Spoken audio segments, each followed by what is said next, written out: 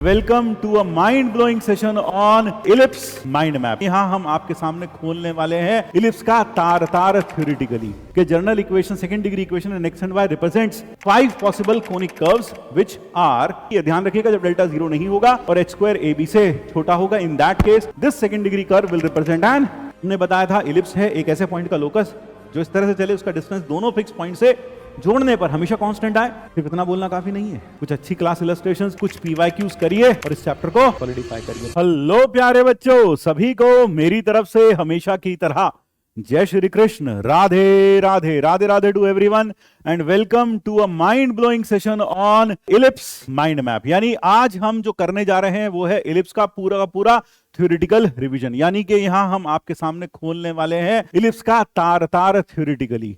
और जैसे ही आप ये लेक्चर देख लेंगे उसके बाद आपको जरूरत पड़ेगी थोड़े से पीवाईक्यूज करने की, थोड़े से क्लास इलस्ट्रेशन जो क्लास में सर ने आपको कराए होंगे वह सब क्वेश्चंस करने की, और इस तरह से आपका इलिप्स का पूरा रिवीजन कंप्लीट हो जाएगा। तो चलिए आइए बिना वक्त गवाए शुरू करते हैं इलिप्स का mind map. Let us begin with this. तो आज जो हम करने जा रहे हैं वो है इलिप्स माइंड मैपिंग। तो सबसे पहले general equation of ellipse. General equation हमें पता है second degree equation in x and y, जो कि हमने पैराबोला में भी पढ़ी थी कि general equation second degree equation in x and y represents 5 possible conic curves which are parabola, ellipse, circle, hyperbola and pair of straight lines. और वो जनरल सेकंड डिग्री इक्वेशन जो थी वो थी ax square plus 2hxy plus by square plus 2gx plus 2fy plus c is equal to 0। और यह parabola कब represent करती है इस पर हम चर्चा कर चुके हैं, जब h स्क्वायर बराबर ab हो और डेल्टा नॉट इक्वल टू 0 हो। इलिप्स के लिए क्या कंडीशन होगी, यानी ये जनरल सेकंड डिग्री इक्वेशन कब इलिप्स रिप्रेजेंट करेगी, उसके लिए कंडीशन है h स्क्वायर ab से छोटा होना चाहिए, यानी कि एसेंट्रिसिटी 0 से 1 के बीच में होनी चाहिए, और यहां पर भी डेल्टा 0 नहीं होना चाहिए। पैराबोला के h square is equal to ab था, एसेंट्रिसिटी 1 थी। इलिप्स के लिए एसेंट्रिसिटी 1 से कम है, 0 और 1 के बीच में है, h स्क्वायर ab से छोटा है। यानी कि यहां पर अगर वह मूवेबल पॉइंट ले लिया जाए P, तो P इस तरह से मूव करेगा कि उसका डिस्टेंस इस S से और इस फिक्स्ड लाइन जिसे हम कहेंगे डायरेक्ट्रिक्स से, इन दोनों का जो रेशियो होगा वह हमेशा 1 से कम रहेगा, 1 से कम रहेगा। यानी कि SP upon PM is equal to E, और E की जो वैल्यू होगी वो 1 से कम होगी। कहने का मतलब है उसकी दूरी डायरेक्ट्रिक्स से ज्यादा होगी as compare to distance from focus, यानी ये पॉइंट फोकस के ज्यादा पास होगा और डायरेक्ट्रिक्स से ज्यादा दूर होगा, डायरेक्ट्रिक्स इसकी दूरी ज्यादा होगी। पैराबोला के केस में यह दोनों दूरियां बराबर होती हैं।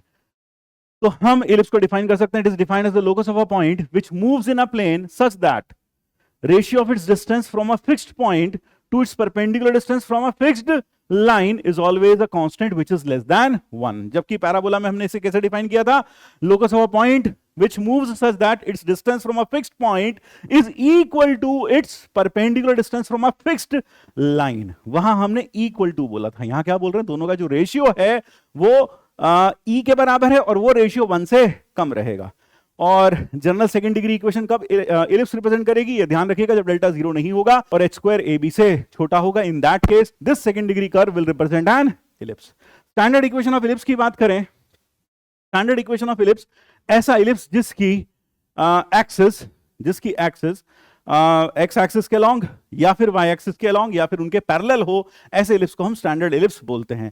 फिलहाल हम ऐसे इलिप्स की बात करें जिसकी एक्सिस, मेजर एक्सिस किसके लॉन्ग हो, एक्स एक्सिस के लॉन्ग हो। स्टैंडर्ड इक्वेशन ऑफ इलिप्स होती है x square upon a square plus y square upon b square is equal to 1। और इनके बीच का रिलेशन आपको याद होगा, बी स्क्वायर हो जाता है ए square into 1 minus E square, और ई स्क्वायर की जो वैल्यू होती है वो होती है 1 minus B square upon a square. यहां पर यह माना गया है कि ए बी से बड़ा है, that is the standard equation of ellipse. और यह जो इलिप्स होगा यह कैसा दिखाई देगा, it will be a horizontal ellipse.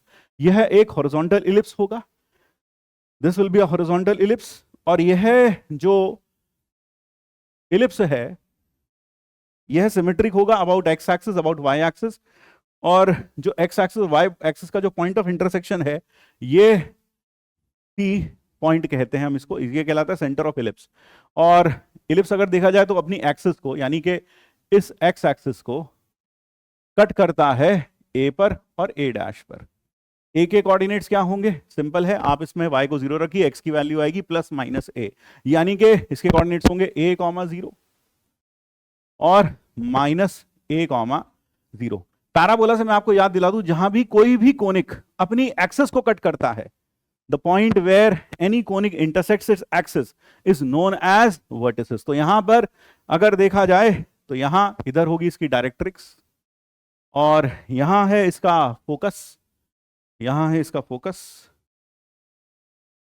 ये फोकस, उसके कोऑर्डिनेट्स क्या हैं, AE,0। फोकस के कोऑर्डिनेट्स होते हैं AE,0। डायरेक्ट्रिक्स होती है x इक्वल टू A/E, और यह बन गया हमारा इलिप्स। और ये इलिप्स अपनी एक्सिस को, एक्सिस क्या होती है, axis is a line which passes through focus and is perpendicular to the directrix. तो डेफिनेटली ये लाइन जो है यही एक्सिस है, ये लाइन एक्सिस है, और एक्सिस को ये कट करता है कहां पर, A और A' पर। तो A जो कि A,0 है, और A' जो कि -A,0 है, इन दोनों को मिलाकर यानी A जो लेंथ होगा वो होगा 2a। इसी को क्या बोला जाता है, मेजर एक्सिस, इसी को बोलते हैं मेजर एक्सिस। तो major axis of this ellipse is 2a, और वो किसके लॉन्ग लाई करती है, एक्स एक्सिस के लॉन्ग। और इसी तरीके से ये जो इलिप्स है it intersects y axis at b and b'। ये कैसे मिलेगा, इसमें आप x को 0 रख देते तो y की वैल्यू प्लस माइनस b आएगी, तो 0,b और 0,-b। यहां पर b, a और a' क्या कहलाते हैं, यहां these are ends of major axis, ये एंड्स ऑफ मेजर एक्सिस कहलाते हैं, these are ends of major axis. और इसी तरीके से एंड्स ऑफ माइनर एक्सिस ये होते हैं b और b', 0,b और ये है 0,-b। और अगर हम इन दोनों को के बीच की दूरी देखें तो वो हो जाएगी 2b, इसको हम कहते हैं माइनर एक्सिस। तो माइनर एक्सिस बेसिकली क्या है, it is the perpendicular bisector of major axis. तो minor axis nothing but the perpendicular bisector of major axis. और a और b के बीच में जो रिलेशन है वो हमने यहां लिख ही दिया है कि b square is equal to a square into 1 - e square, या फिर e square is equal to 1 - b square upon a square.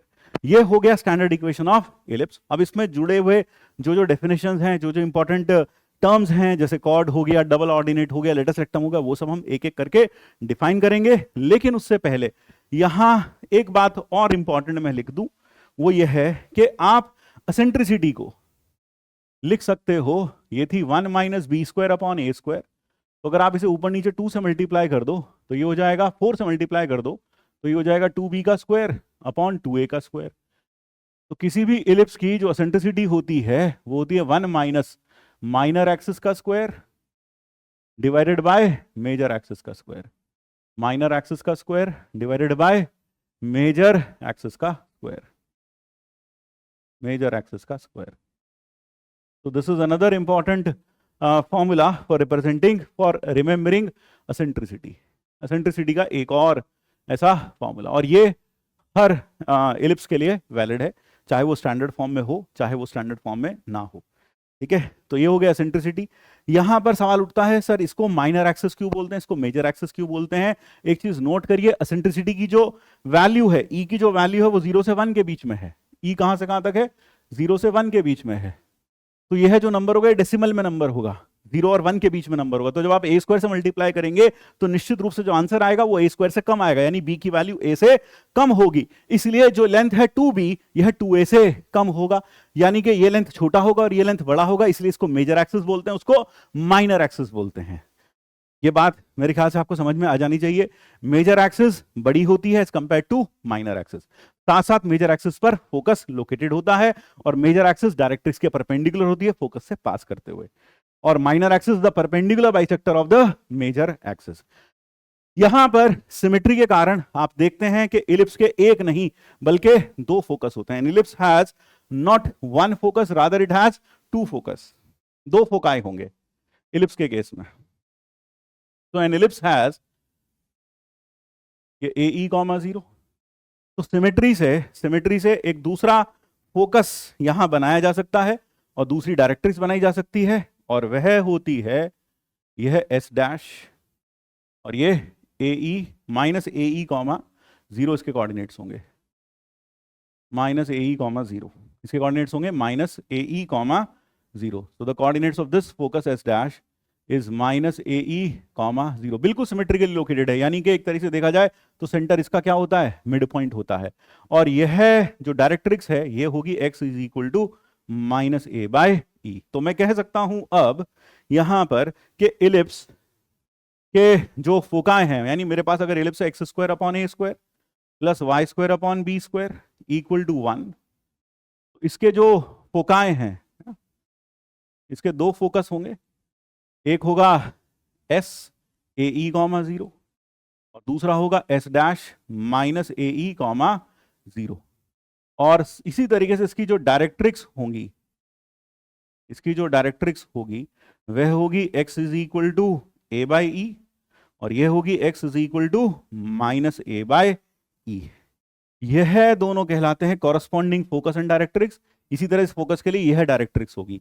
तो यानी इस फोकस के लिए यह हो गया कॉरस्पॉन्डिंग फोकस, कॉरस्पॉन्डिंग डायरेक्ट्रिक्स हो गई इस फोकस के लिए, और इसी तरीके से लिए यह हो गई कॉरस्पॉन्डिंग डायरेक्ट्रिक्स इसके लिए। कॉरस्पॉन्डिंग डायरेक्ट्रिक्स से मेरा क्या मतलब है मैं आपको बताता हूं, वो भी बताता हूं।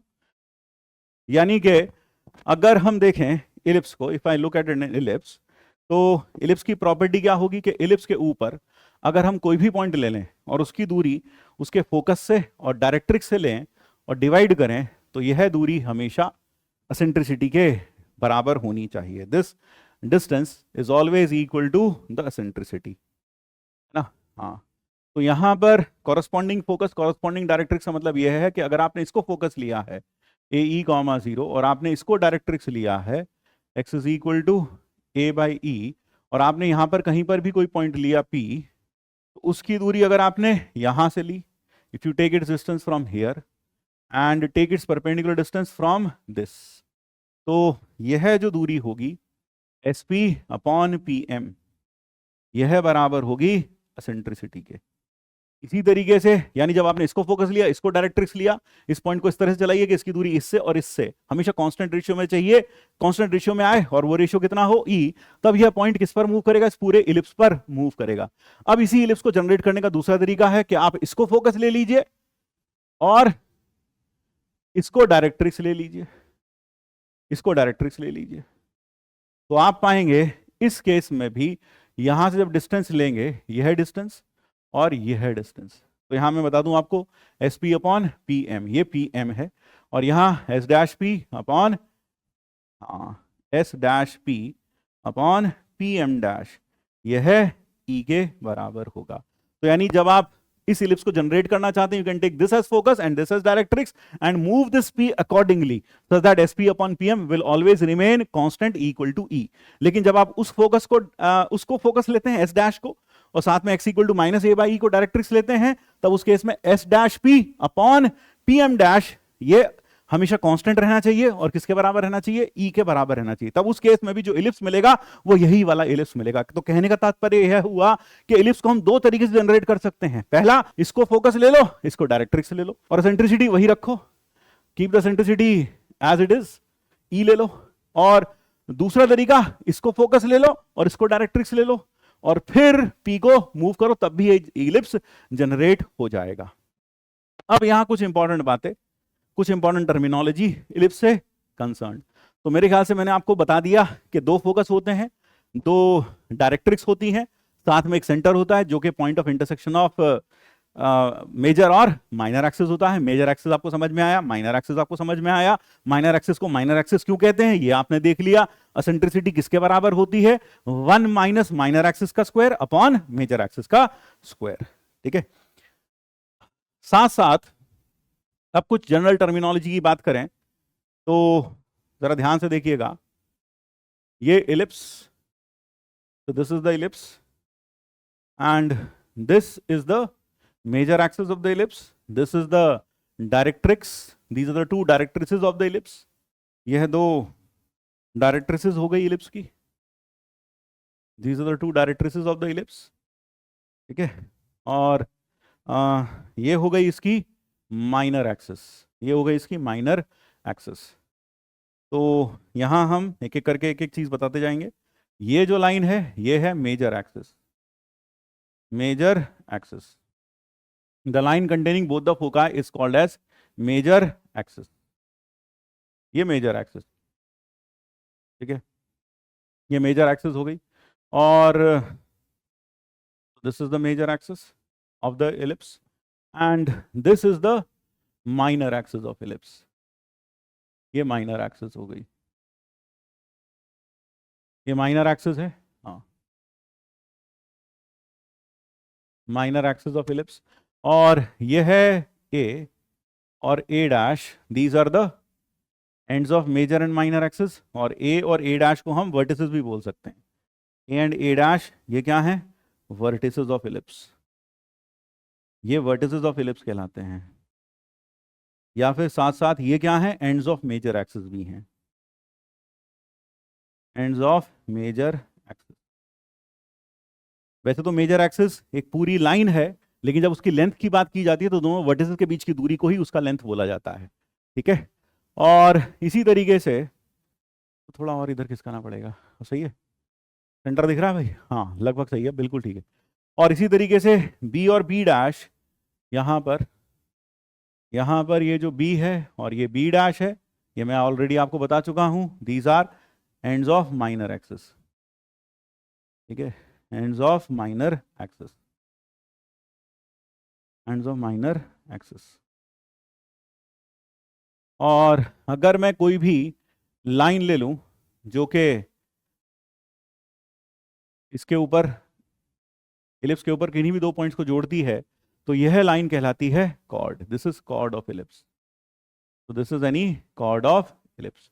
और ऐसी कॉर्ड जो कि इसकी मेजर एक्सिस के परपेंडिकुलर हो, जैसा पैराबोला में था, यह कहलाती है डबल ऑर्डिनेट। तो what is double ordinate? Double ordinate is nothing but the any chord of ellipse which is perpendicular to the major axis is called as double ordinate।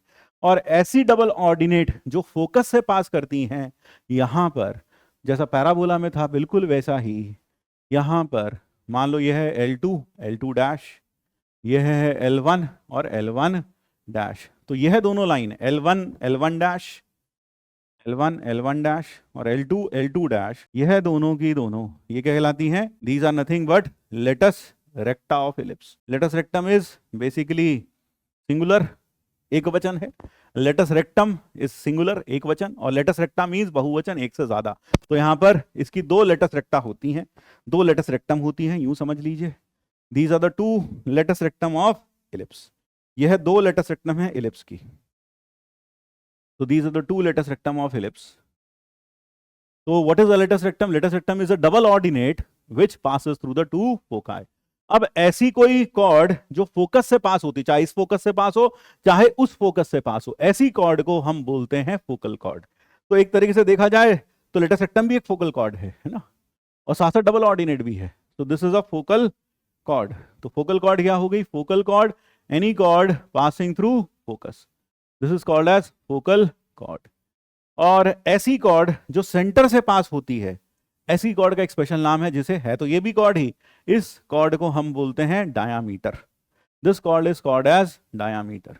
तो ऐसी कॉर्ड जो सेंटर से पास होती हो वह डायामीटर कहलाती है। और यह कॉर्ड की खासियत होती है कि ये इसको सेंटर क्या करता है? बाइसेक्ट करता है।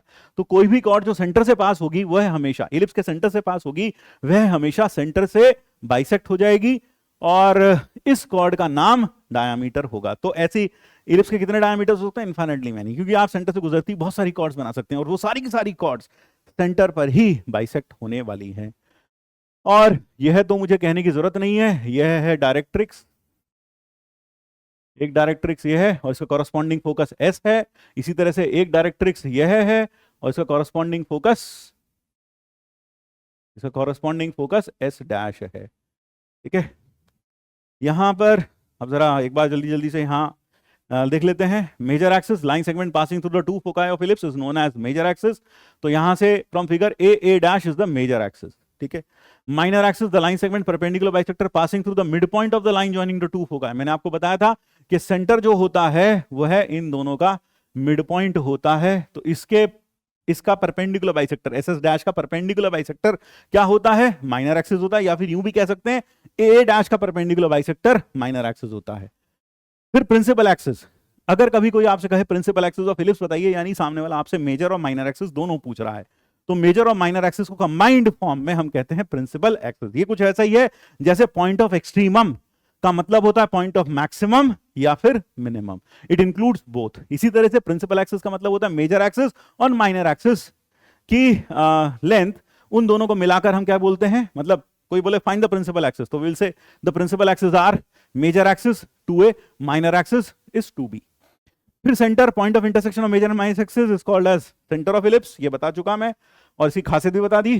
फिर उसके बाद वर्टिसेस, यह बता दिया a और a डैश वर्टिसेस हैं। Ends of minor axis b और b डैश, ये भी बता दिया। Length of major axis 2a, वह भी बता दिया। लेंथ ऑफ माइनर एक्सिस, वह भी मैं आपको बता चुका हूं। Focal chord, obviously any chord passing through focus, double ordinate, latus rectum, ends of latus rectum पर अभी हम बात करने वाले हैं। तो यह तो हो गई सारी इंपॉर्टेंट बातें। Length of latus rectum, foot of directrix भी बता दूं मैं आपको। यहां पर फुट ऑफ डायरेक्ट्रिक्स क्या होता है? जहां पर डायरेक्ट्रिक्स एक्सिस को इंटरसेक्ट करती है, they are called as foot of directrix. तो यहां पर Z और Z डैश, ये है फुट ऑफ डायरेक्ट्रिक्स, ये फुट ऑफ डायरेक्ट्रिक्स है। तो these are the foot of directrix. ये हो गया फुट ऑफ डायरेक्ट्रिक्स। फिर मेजर एक्सिस, ये लेटस रेक्टम और एंड्स ऑफ लेटस रेक्टम, इस पर बात करते हैं हम। Length and foot of directrix, focal distance, focal radii, ये और चर्चा कर लें। फोकल डिस्टेंस और फोकल रेडियाई क्या है? फोकल डिस्टेंस और फोकल रेडियाई, मान लीजिए ये हमारे पास इलिप्स है जहां a ग्रेटर देन b है, और यहां हमारे पास एक पॉइंट है P, we have a point P on the ellipse. तो ये है और ये है, और यहां ये एक और डायरेक्ट्रिक्स हो गई,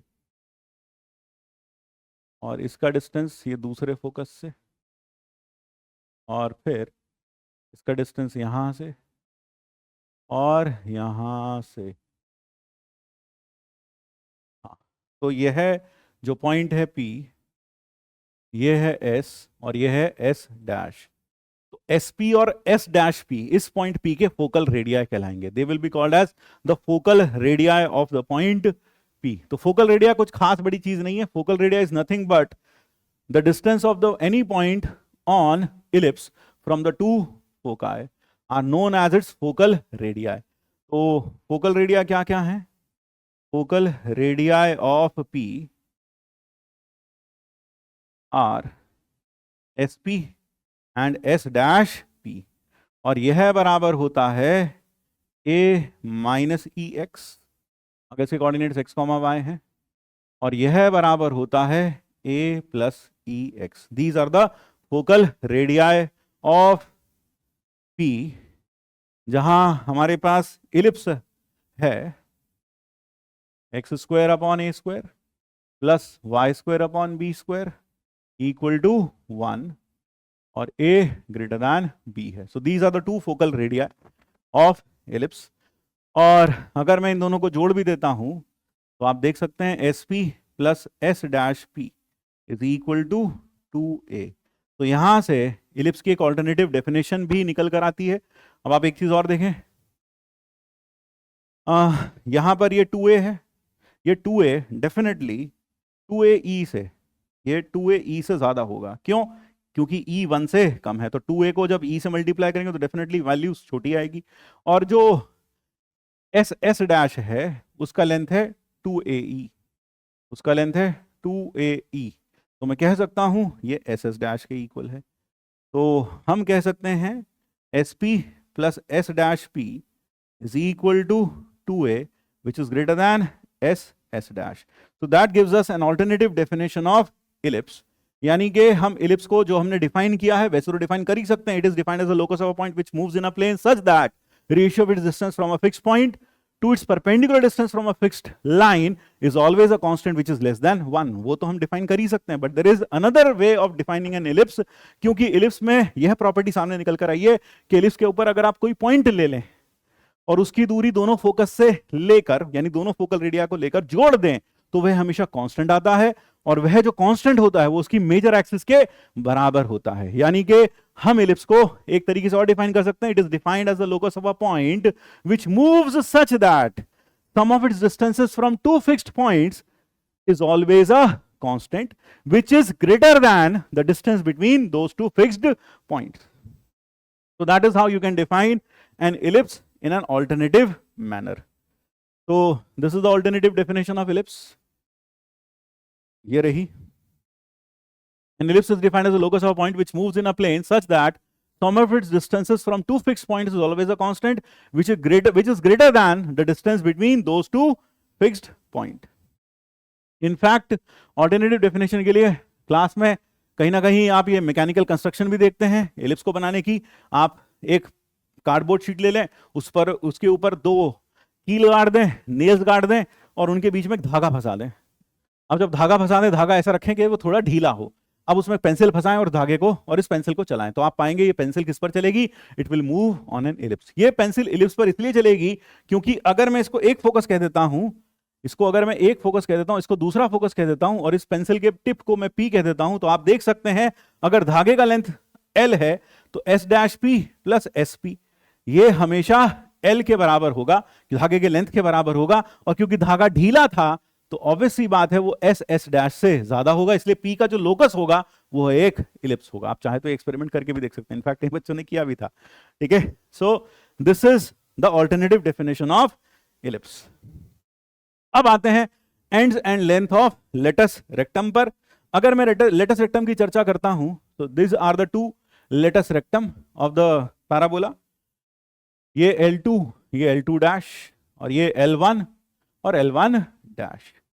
तो जो एंड्स होते हैं L1 ये हो जाता है AE comma B square by A, और and L1 dash is nothing but AE comma minus B square by A. इसी तरीके से अगर मैं दूसरा लेटस रेक्टम देखूं L2, it is minus AE comma B square by A and L2 dash is minus AE comma minus B square by A. अब आप चाहे यहां से देख लो, चाहे आप L1 L2 डैश से देख लो या इन दोनों से देख लो, आप पाएंगे एक ही चीज। क्या? यू विल फाइंड कि इसका जो लेंथ आएगा ना, इसका जो लेंथ आएगा वह सेम टू सेम, मतलब वह सेम ही होगा।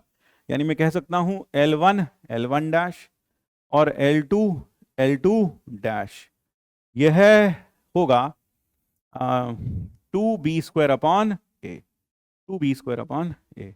और अगर आप चाहें तो इसको ऐसे भी लिख सकते हैं। और ध्यान रखिएगा ये सब कुछ जो मैंने लिखा है this is for the ellipse x square upon a square plus y square upon b square equal to 1, जहां पर a b से बड़ा है।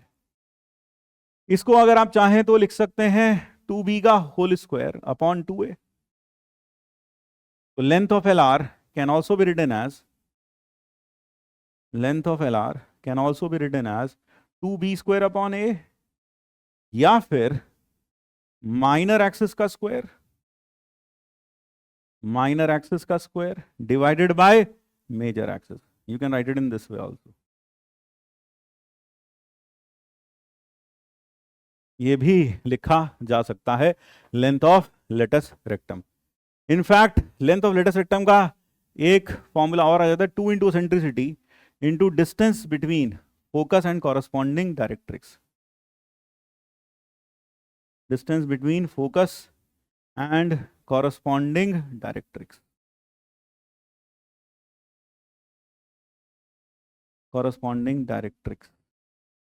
कई लोग कहेंगे इसका मतलब क्या है, कॉरस्पॉन्डिंग डायरेक्ट्रिक्स से मतलब क्या है? कॉरस्पॉन्डिंग डायरेक्ट्रिक्स से मतलब है कि 2E टाइम्स SZ, हाँ 2 इंटू सेंट्रिसिटी टाइम्स SZ, और यही बराबर होगा 2 into eccentricity into S dash Z dash.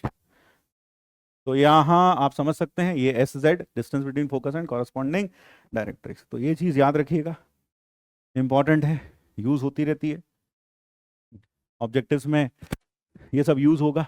In fact अगर देखा जाए तो जेईई मेंस में टेंजेंट नॉर्मल वाला पार्ट हटा ही दिया गया है, तो मैक्सिमम जो प्रॉब्लम्स आने की संभावना है वो इसी पार्ट से है। वो इन्हीं पार्ट से, basic definition, latus rectum find करना, फोकस फाइंड करना, ये सब चीजों से आ सकता है।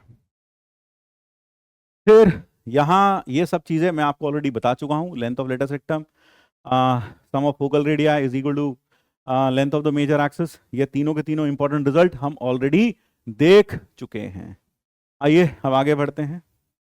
अगर मान लीजिए एक पॉइंट P ऐसा है जो इस तरह से मूव करता है कि PS1 plus PS2 is equal to lambda, यानी कि उसका डिस्टेंस S1 से और S2 से जोड़ने पर लैम्डा के बराबर आता है, तो लैम्डा की अलग अलग वैल्यू पर P अलग अलग कर्व्स पर मूव कर सकता है अगर लैम्डा S1 S2 से बड़ा है, यानी दोनों पॉइंट्स के डिस्टेंस, दोनों पॉइंट के बीच के डिस्टेंस से बड़ा है। तो याद करिएगा, हमने बताया था इलिप्स है एक ऐसे पॉइंट का लोकस जो इस तरह से चले, उसका डिस्टेंस दोनों फिक्स पॉइंट से जोड़ने पर हमेशा कांस्टेंट आए। सिर्फ इतना बोलना काफी नहीं है, साथ साथ वो जो कांस्टेंट हो वो उन दोनों के बीच की दूरी से ज्यादा हो।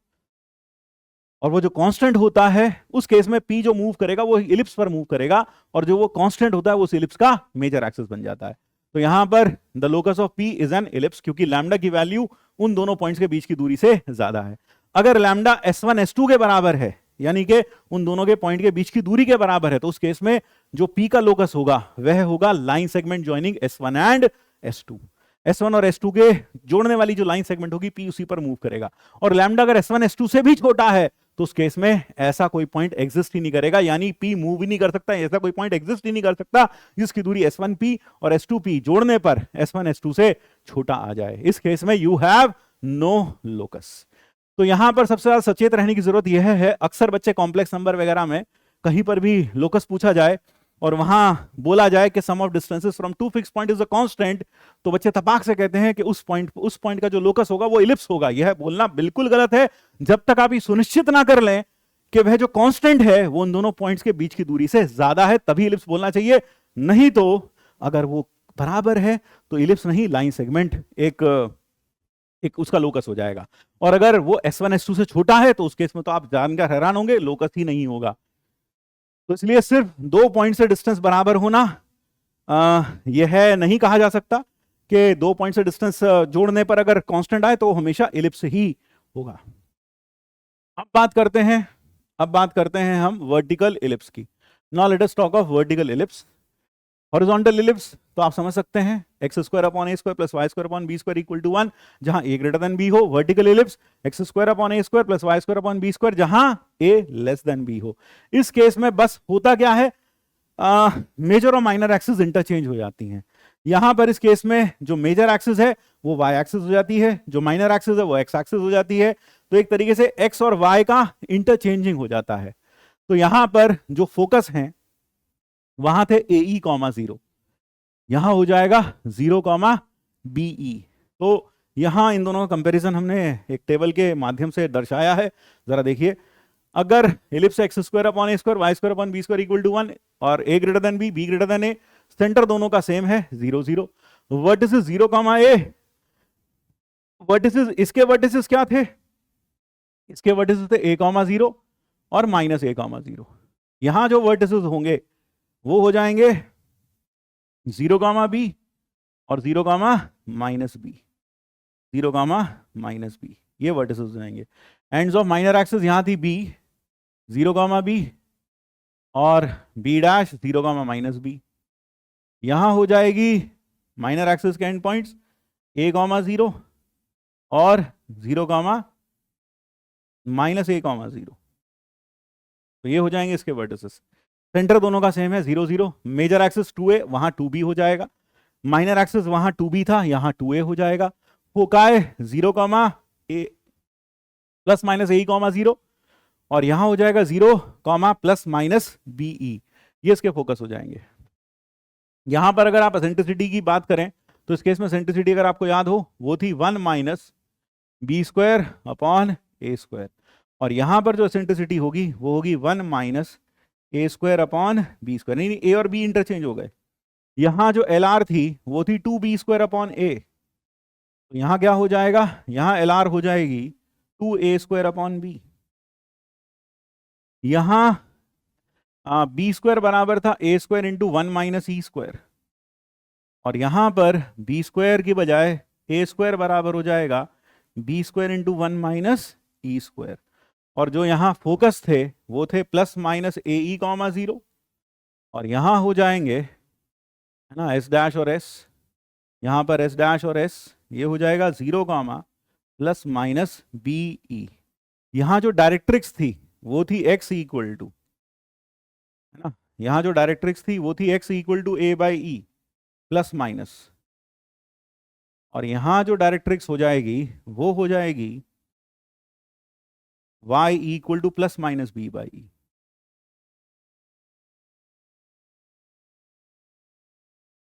ये हो जाएगी डायरेक्ट्रिक्स।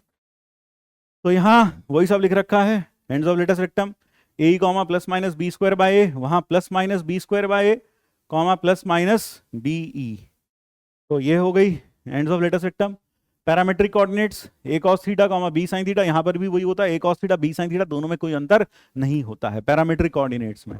फोकल रेडियाई ए माइनस ई एक्स और ए प्लस ई एक्स, ये भी हमने देखा था, और यहाँ बी माइनस ई वाई और b plus e y one, यानी यहाँ जो हमने पॉइंट पी माना है वो माना है focal radii of P x one y one.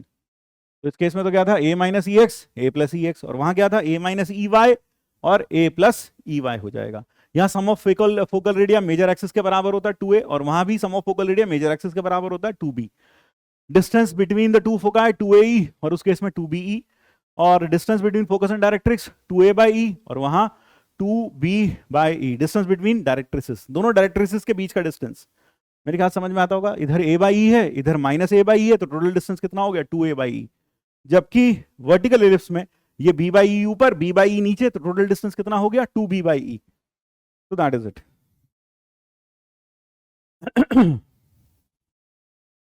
फिर इलिप्स विद शिफ्टेड सेंटर की अगर हम बात करें, मान लीजिए हमारे पास इलिप्स है x माइनस अल्फा का whole square plus y minus beta का whole square upon a square upon b square equal to 1, जहां पर a ग्रेटर देन b है। तो डेफिनेटली एक हॉरिजॉन्टल इलिप्स होगा, है ना, EH कह देता हूं हॉरिजॉन्टल इलिप्स, और एक होगा E वर्टिकल, वो होगा x माइनस अल्फा का square plus upon a square plus y minus beta का square upon b square is equal to 1। यहां पर इसका जो सेंटर होगा, वहां सेंटर था 0 0, द सेंटर वाज 0 0, है ना, हाँ वहां सेंटर था 0 0। तो मान लो जी ये तो हो गई हमारी एक्स एक्सिस एंड ये हो गई हमारी वाई एक्सिस, और अल्फा बीटा कहीं पर भी सिचुएटेड हो सकते हैं, मैंने यहाँ फर्स्ट क्वाड्रेंट में बनाए। तो दिस इज अल्फा बीटा, ये जो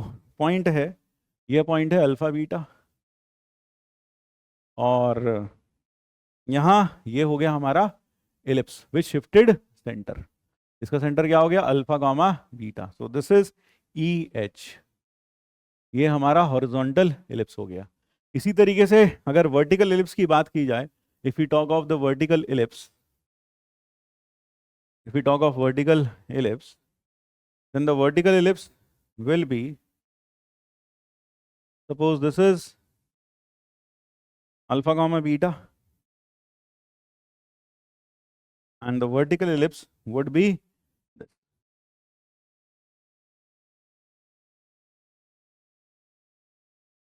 अभी की अभी अगर आपने क्लासेस में definitely ellipse with shifted centre के सारे पैरामीटर्स, यानी उसका सेंटर, उसका डायरेक्ट्रिक्स, उसका फोकस निकालने के ऊपर डेफिनेटली कोई ना कोई प्रॉब्लम किया होगा। आप चाहें तो अभी वीडियो पॉज करके एक प्रॉब्लम प्रैक्टिस कर लीजिए। ये वाला जो शिफ्टेड सेंटर वाला इलिप्स है ये आपको बिल्कुल बहुत अच्छे से समझ में आ जाएगा। अब बात करते हैं ऑक्सिलरी सर्कल की। ऑक्सिलरी सर्कल ऐसा सर्कल जो कि इलिप्स के डायमीटर, इलिप्स के मेजर एक्सिस को डायमीटर लेकर बनाया जाए, ऐसे सर्कल को ऑक्सिलरी सर्कल कहा जाता है।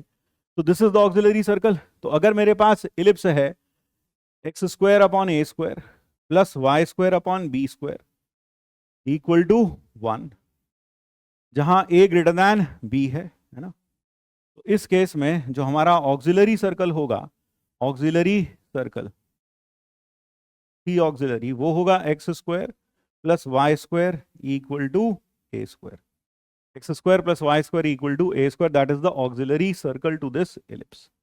तो इलिप्स का ऑक्सिलरी सर्कल ये होता है। ऑक्सिलरी सर्कल को ऑक्सिलरी सर्कल इसलिए बोलते हैं, ऑक्सिलरी का मतलब हिंदी में होता है सहायक, something which is helpful, which helps. तो ऑक्सिलरी सर्कल का को हिंदी में अगर बोला जाए तो सहायक व्रत कहते हैं, सहायक वृत्त कहते हैं। यानी कि इसकी मदद से हम इलिप्स के ऊपर मौजूद किसी भी पॉइंट के पैरामेट्रिक कोऑर्डिनेट्स लिख पाते हैं। और कैसे लिखते हैं? मान लीजिए मेरे पास ये पॉइंट है P, आप इस P से एक डबल ऑर्डिनेट बनाइए, एक ऑर्डिनेट बनाइए सेमी ऑर्डिनेट, और उसे उठाकर जिधर की साइड P है उधर की तरफ ही एक्सटेंड कर दीजिए। It will intersect the auxiliary circle eight Q, और ये एंगल है मान लीजिए थीटा, तो इसके कोऑर्डिनेट्स हो गए a cos थीटा और a sin theta, parametric coordinates. तो corresponding coordinates of P will be a cos theta comma b sin theta. Theta को बोला जाता है eccentric angle of P। Theta is called as eccentric angle of P, eccentric angle of P। और P comma Q are called corresponding points, are called corresponding points on ellipse and auxiliary circle and its auxiliary circle। तो theta को eccentric angle बोला जाता है। Theta की जो range होती है वो होती है 0 से लेकर 2 पाई के बीच में। तो थीटा वेरीज फ्रॉम 0 से 2 पाई, तो that is the range of theta, that is the range of theta, eccentric angle. तो यहां पर एसेंट्रिक एंगल की बात बता दी मैंने। ऑक्सिलरी सर्कल ध्यान रखिएगा, सबसे इंपॉर्टेंट बात ऑक्सिलरी सर्कल की, ऑक्सिलरी सर्कल हमेशा कॉन्सेंट्रिक होता है इलिप्स के साथ। Auxiliary circle is always concentric with given ellipse and has radius equal to semi major axis of ellipse. क्योंकि हमने बताया था कि ऑक्सिलरी सर्कल मेजर एक्सिस को डायमीटर लेके बनाया जाता है, तो उसका जो रेडियस होगा वो डेफिनेटली सेमी मेजर एक्सिस के इक्वल होगा। दिमाग से यह बिल्कुल निकाल दीजिएगा, अगर इस पॉइंट के parametric coordinates a cos theta b sin theta हैं, तो अक्सर बच्चे यह सोच लेते हैं, मुझे पता आप तो अच्छे बच्चे हो, आप ऐसा नहीं सोचोगे कि अगर P को सेंटर से मिला दिया जाए तो ये एंगल थीटा होगा। इस तरह का बात आप अपने दिमाग से बिल्कुल निकाल दीजिएगा। थीटा कौन सा एंगल होगा? जिस तरफ P है उस तरफ उसके ऑर्डिनेट को, डबल ऑर्डिनेट को, सेमी ऑर्डिनेट को एक्सटेंड करिए, उसे ऊपर जहां भी वो Q को, जहां भी वो सर्कल को मिलता है उसे उठाकर सेंटर से जोड़िए, तो जो ये एंगल मेजर एक्सिस के साथ बनेगा that will be angle theta. तो I hope you get this. यहां एक बहुत ही इंपॉर्टेंट बात, यह जो रेशियो है कौन सा? Pn अपॉन PQ, अगर आप ये रेशियो ले लें तो यह रेशियो हमेशा कांस्टेंट आता है, यह रेशियो हमेशा कांस्टेंट आता है। It comes out to be b upon a minus b which is a constant. यानी कहने का मतलब है कि आपने इलिप्स बनाया, फिर आपने इसका ऑक्सिलरी सर्कल बनाया, और फिर तो this is the auxiliary circle, तो this is the auxiliary circle of ellipse, ये ऑक्सिलरी सर्कल है इलिप्स का। और फिर अगर आप इसके ऊपर कोई भी पॉइंट ले लें, किसके ऊपर? इलिप्स के ऊपर, और जैसे कॉरस्पॉन्डिंग पॉइंट्स ले लें, तो ये पॉइंट हो गया P, ये पॉइंट हो गया Q, और ये पॉइंट हो गया N, तो आप ये पाएंगे कि Pn अपॉन PQ ये हमेशा कांस्टेंट आएगा। देखा जाए तो ये क्या हो गया? एक तरीके से डायमीटर हो गया सर्कल का। तो यहां से एक ऑल्टरनेटिव डेफिनेशन ऑफ इलिप्स और आती है। So we can define an ellipse in another way. कैसे अनदर वे? अगर आप यहां पर कोई भी पॉइंट ले लें, मान लो ये पॉइंट ले लिया है ना, ये पॉइंट P है, ये P डैश है, ये Q डैश है, और ये N डैश है, तो आप पाएंगे इस केस में भी P N dash upon P dash Q dash, P dash N dash upon P dash Q dash, ये भी कांस्टेंट आएगा।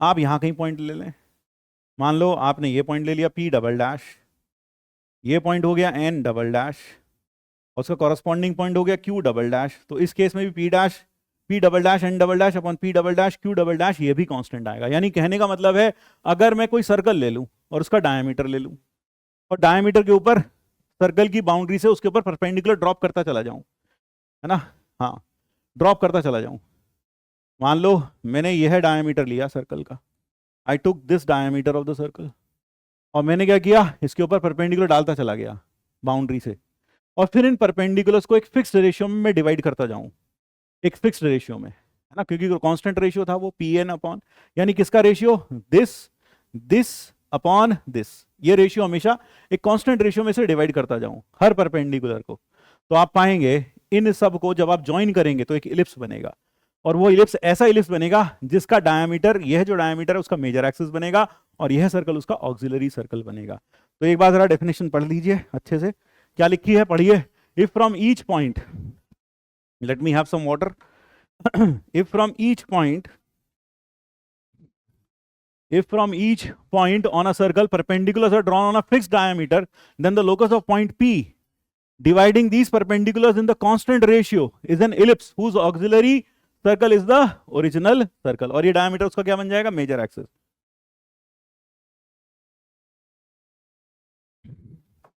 तो ये हुआ ऑक्सिलरी सर्कल की कहानी। जनरलाइज्ड इलिप्स की बात कर लें। मान लीजिए हमारे पास यह है इलिप्स है, ठीक है। इलिप्स क्या है, x square upon a square plus y square upon b square is equal to 1। यह देखा जाए तो यह y है और यह x है, तो मैं इसको अगर ये लेंथ ऑफ परपेंडिकुलर, इस पर लेंथ ऑफ परपेंडिकुलर ये P1 कह दूं और ये P2 कह दूं और वो P1, if I call this as P1 and this as P2, तो y तो हो गया P1 के बराबर, है ना, x हो गया P1 के बराबर, तो P1 का square upon a square plus P2 का square upon b square equal to 1।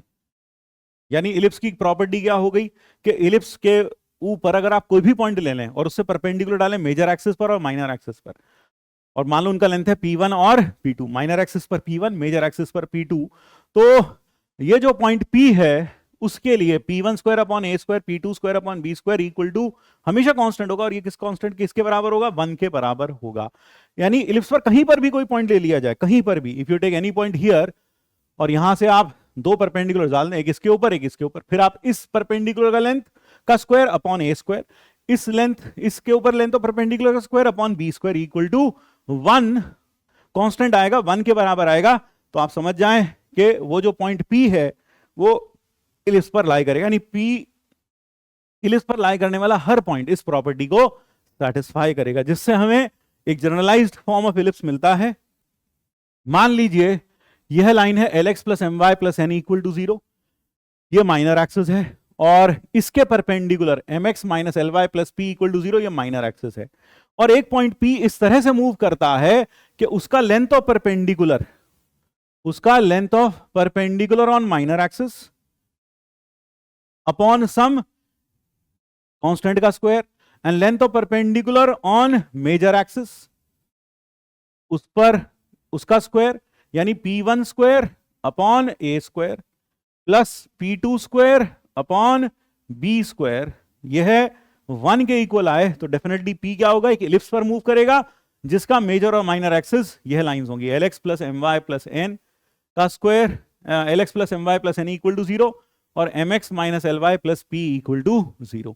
आप एक चीज याद रखिएगा कि माइनर एक्सिस जो बड़ा वाला कांस्टेंट है ए स्क्वायर, ये बड़ा होगा, ए विल बी बिगर, है ना, this is a bigger constant. तो बिगर कांस्टेंट की खोपड़ी के ऊपर बैठा है माइनर एक्सिस के ऊपर डले हुए परपेंडिकुलर का लेंथ का स्क्वायर, और है ना मेजर एक्सिस के स्क्वायर, है ना, ये सेमी मेजर है, सेमी मेजर के एक्सिस के स्क्वायर के खोपड़ी के ऊपर बैठा है length of perpendicular on minor axis का स्क्वायर, और यहां पर बी स्क्वायर जो कि छोटा है उसकी खोपड़ी के ऊपर बैठा है length of perpendicular on major axis का स्क्वायर। तो ध्यान रखिएगा कि कभी भी इस फॉर्म में अगर आपको बोला जाए कि एक पॉइंट P है जो इस लोकस को सेटिस्फाई करता है, तो बताइए P का लोकस क्या होगा, तो आप साफ शब्दों में कह सकते हैं कि P will move on an ellipse जहां पर बड़े कांस्टेंट की खोपड़ी के ऊपर जो ये लिखा हुआ है ये line Lx plus m y plus n equal to 0 ये माइनर एक्सिस हो जाएगा, और जो छोटे कांस्टेंट की खोपड़ी के ऊपर लिखा होगा mx minus l y plus p का स्क्वायर, है ना, ये जो mx minus l y plus p equal to 0 ये बन जाएगा मेजर एक्सिस, और 2a और 2b हो जाएंगे उसकी मेजर और माइनर एक्सिस के लेंथ, और वो पॉइंट किस पर मूव करेगा, कि इलिप्स पर मूव करेगा with these two lines as major and minor axis. इसके ऊपर क्लास में क्वेश्चंस भी किए हैं, मुझे उम्मीद है आपको याद होगा। अब position of a point P, कोई पॉइंट P किसी इलिप्स के अंदर बाहर कब होता है, कोई भी पॉइंट P इलिप्स के अंदर या बाहर होता है अकॉर्डिंग एज, ये बात जो हम लिख रहे हैं यहां हमने इलिप्स चाहे हॉरिजॉन्टल हो चाहे वर्टिकल हो, दोनों में ये बात वैलिड है। तो it does not matter whether the ellipse is horizontal और वर्टिकल। तो P विल लाई आउटसाइड और inside, lies outside, ellipse lies outside on और इनसाइड, लाइज आउटसाइड ऑन और इनसाइड, आउटसाइड ऑन और इनसाइड, इनसाइड इलिप्स। अगर वो point को equation में पुट कर दें, अगर ग्रेटर देन 0 है तो आउटसाइड, लेस देन 0 आए तो इनसाइड, और अगर इक्वल टू 0 आए तो ऑन द इलिप्स। बिल्कुल सर्कल वाला हिसाब है, सर्कल में भी बिल्कुल ऐसे ही था। सर्कल में अगर वो पॉइंट उठा के सर्कल में पुट कर दिया जाए, सर्कल की इक्वेशन में पुट कर दिया जाए, पॉजिटिव हो तो पॉइंट बाहर होता है, इक्वल टू 0 तो पॉइंट सर्कल पर होता है, और लेस देन 0 तो पॉइंट सर्कल के अंदर होता है। और यही कुछ पैराबोला में भी था और यही कुछ इलिप्स में भी है। Chord of ellipse, line joining any two points on ellipse is called chord, ये मैं बता चुका हूं। और ऐसी कॉर्ड जो सेंटर से पास हो उसे हम बोलते हैं डायामीटर, और डायामीटर जो होते हैं वो सब सेंटर से बाइसेक्ट होते हैं। अगर मेरे पास दो पॉइंट्स हैं P अल्फा और Q बीटा इलिप्स पर, तो उन दोनों पॉइंट्स को जोड़ने वाली कॉर्ड की इक्वेशन होती है x upon a cos alpha plus beta by 2 प्लस y upon b sin alpha plus beta by 2 is equal to cos alpha minus beta by 2।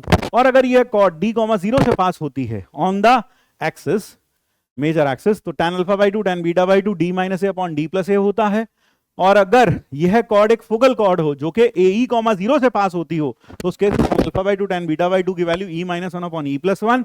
और अगर ये दूसरे फोकस से पास होती हो तो cot alpha by 2 cot beta by 2 E minus 1 upon E plus 1 होता है। यानी कि इसका यूज आप कहां कर सकते हैं? इन रिजल्ट्स का यूज हो सकता है इलिप्स की एसेंट्रिसिटी फाइंड करने में, जहां पर हमें उस कॉर्ड के एंड पॉइंट्स के सेंट्रिक एंगल्स पता हो। यानी अगर आपको अल्फा और बीटा की वैल्यू पता है तो सिर्फ अल्फा बीटा की वैल्यू जानने के बाद, और अगर आपको दे दिया जाए वो एक फोकल कॉर्ड है, तो उसकी मदद से आप इलिप्स की एसेंट्रिसिटी जान सकते हैं। That is where it can be useful. तो इन रिजल्ट्स को हिंदी रिजल्ट मत समझिएगा, है ना, यूज हो सकते हैं। अब बात करते हैं टेंजेंट टू इलिप्स की। टेंजेंट टू इलिप्स तीन फॉर्म में पढ़ते हैं, जैसे पैराबोला में पढ़ा था, कार्टेशियन फॉर्म, पैरामेट्रिक फॉर्म और स्लोप फॉर्म। कार्टेशियन फॉर्म बिल्कुल सर्कल वाला केस है। मान लीजिए एट x1 y1 आपको टेंजेंट लिखनी है, तो टेंजेंट कैसे लिखेंगे?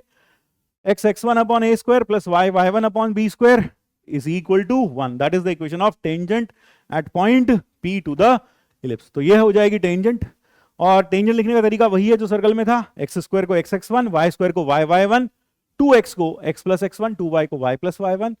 और हाँ, अगर आपका स्टैंडर्ड इलिप्स नहीं है, हालांकि वो हमारे सिलेबस में नहीं है, स्टैंडर्ड इलिप्स यानी ऐसा इलिप्स जिसकी एक्सिस या तो एक्स एक्सिस के पैरेलल हो या फिर वाई एक्सिस के पैरेलल हो या उनके साथ कोइंसाइड करे, ऐसे इलिप्स को हम स्टैंडर्ड इलिप्स में गिनते हैं।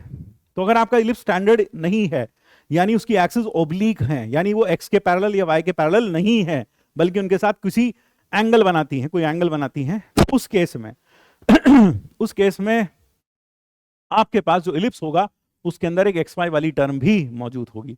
तो ऐसे इलिप्स पर किसी पॉइंट x1 y1 पर टेंजेंट बिल्कुल इसी तरीके से लिखा जाता है। बस वहां xy वाली टर्म को 2xy को कन्वर्ट कर देते हैं x1y प्लस y1x। ध्यान रखिएगा, इस फॉर्म का यूज तभी करना चाहिए जब पॉइंट P इलिप्स पर लाई करता हो। अब बात करते हैं पैरामेट्रिक फॉर्म ऑफ टेंजेंट की। मान लीजिए हमें इस इलिप्स पर P थीटा पर टेंजेंट लिखनी है, तो एक तरीके से ये हमारा x1 हो गया, ये y1 हो गया, क्योंकि P के कोऑर्डिनेट्स होंगे a cos theta, b sin theta.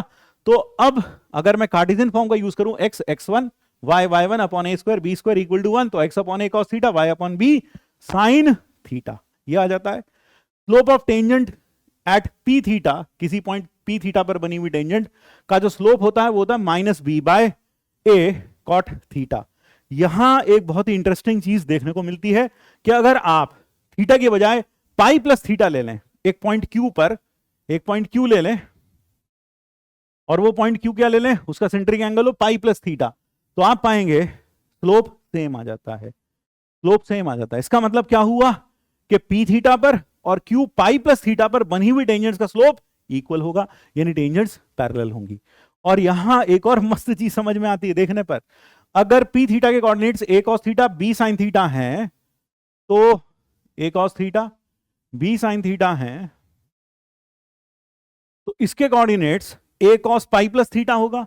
और बच्चा बच्चा जानता है cos pi plus theta is minus cos theta, और ये माइनस साइन थीटा। इनको जोड़ने वाली जो कॉर्ड है वो सेंटर से पास होगी, यानी वो डायमीटर होगी। क्यों डायमीटर होगी, सेंटर से क्यों पास होगी? क्योंकि ऑब्वियसली बात है इन दोनों का मिड पॉइंट 0 0 है जो कि सेंटर है, यानी कि पी क्यू पर सेंटर लाई करेगा ही करेगा।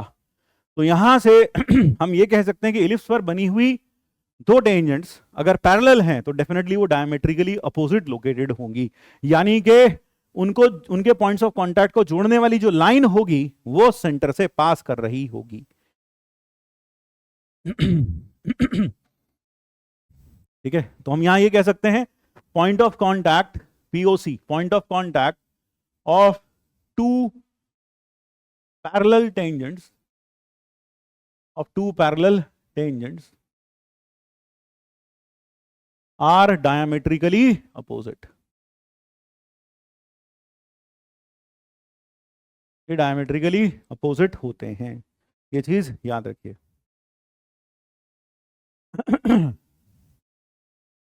फिर इधर अगर मान लीजिए पी अल्फा और क्यू बीटा पर आपने टेंजेंट्स बनाई, तो उन दोनों का जो पॉइंट ऑफ इंटरसेक्शन होता है वह यह होता है।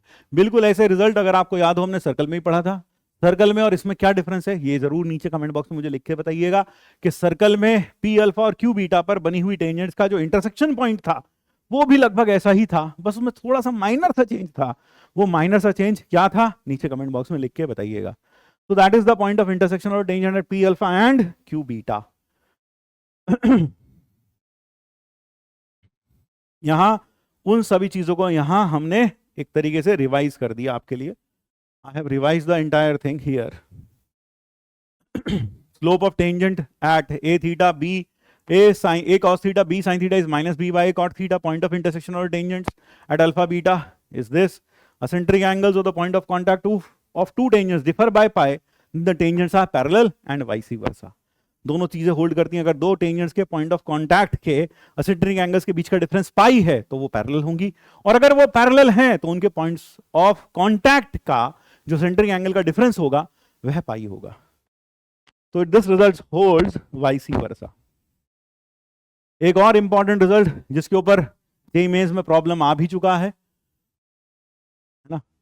अब जेईई मेंस में तो टेंजेंट नॉर्मल एक तरीके से हटा दिया गया है, लेकिन फिर भी ना जाने किस रूप में नारायण मिल जाए, तो याद रखिएगा कि हटा तो दिया गया है लेकिन फिर भी पूर्णतः या आप ये विश्वास नहीं कर सकते कि इसके ऊपर प्रॉब्लम आएगा ही नहीं, आ भी सकता है, देयर इज अ चांस। अगर मैं लेटेस्ट रेक्टम के एंड पॉइंट्स पर टेंजेंट्स बनाऊं तो ऑब्वियसली बात है लेटेस्ट रेक्टम जो होंगी यहाँ दो होती हैं, 4 एंड पॉइंट्स होंगे तो 4 टेंजेंट्स बनेगी। ये 4 टेंजेंट्स मिलकर एक क्वाड्रिलेटरल बनाती हैं जो कि अपने आप में एक रोम्बस होता है और उसका एरिया होता है मेजर एक्सिस का स्क्वायर अपॉन 2 इंटू एसेंट्रिसिटी। ये याद रखिएगा, है ना। नहीं तो एग्जाम में अगर आपको यह याद नहीं है तो शायद आप टेंजेंट की इक्वेशन निकाल के फिर उसको दोनों को सॉल्व करके ये पॉइंट निकालेंगे, ये पॉइंट, और फिर उसके बाद आप एरिया निकालेंगे। That would be a lengthy process. तो यह याद रखिएगा, काम आ सकता है। स्लोप फॉर्म ऑफ टेंजेंट की अगर हम बात करें, मान लीजिए मेरे पास एक लाइन है y equal to mx plus c, और यह लाइन इस एलिप्स पर, ध्यान रखिए इस केस में हमने एलिप्स में कहीं नहीं लिखा ये हॉरिजॉन्टल या एलिप्स या वर्टिकल एलिप्स है, तो यानी जो कंडीशन ऑफ टेंजेंसी है ये वैलिड होगी हर किसी एलिप्स के लिए, चाहे वो हॉरिजॉन्टल हो चाहे वो वर्टिकल हो। कंडीशन क्या है? C square should be equal to a square m square plus b square. This is the condition for tangency, यानी कि टेंजेंट ऑफ स्लोप m यानी c की वैल्यू की plus minus root of a square m square plus b square, तो tangent of slope m is given as plus minus a square m square plus b square, y equal to mx plus minus root of a square m square plus b square. यहां पर एक ही slope की दो tangent बन सकती हैं। Parabola में अगर आपने नोट किया हो वहां आई थी y equal to mx plus a by m, यानी m स्लोप की सिर्फ एक ही टेंजेंट बन सकती थी, जबकि इस केस में m स्लोप की दो टेंजेंट बन सकती हैं, जस्ट लाइक सर्कल। सर्कल में और इसमें एक छोटा सा अंतर है, नीचे कमेंट बॉक्स में मुझे फिर से लिख के बताइएगा क्या छोटा सा वो अंतर है। We can draw two parallel tangents to an ellipse, ये हम ऑलरेडी देख चुके हैं। मान लीजिए हमें एक टेंजेंट का स्लोप मालूम है। We have slope of a tangent y equal to mx plus c touches this ellipse. मेरे पास टेंजेंट की इक्वेशन है और ये इक्वेशन, यह जो लाइन है वो इस सर्कल, वो इस इलिप्स को क्या करती है, टच करती है। यानी इसका जो c है उसका square a square m square plus b square के बराबर है। तो अगर ये इसके टच करती है तो कहां टच करेगी, तो पॉइंट ऑफ कॉन्टैक्ट होगा minus a square m by c comma b square by c. That is the point of contact of the tangent. इसके ऊपर जेई एडवांस में भैया बहुत सारे सवाल आए इस छोटे से पॉइंट के ऊपर जेई एडवांस में।